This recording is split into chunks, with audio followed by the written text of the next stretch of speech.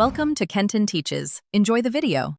You start by enabling the keyboard so emoji are available system-wide.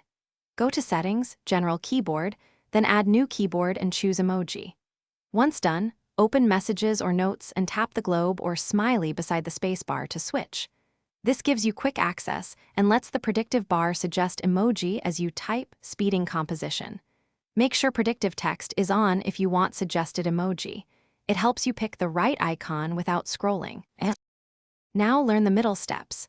Navigate categories along the bottom or tap the magnifying glass to search by keyword. This saves scrolling. Long press many emoji to choose skin tone or alternate glyphs, and press and hold the globe to jump between keyboards.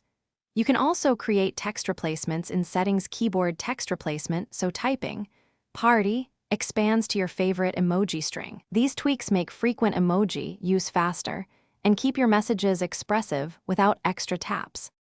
Finish by composing and sending with intent. To send a large single emoji, put it alone in the text field or replace a word with a single emoji and send. Messages will render it bigger.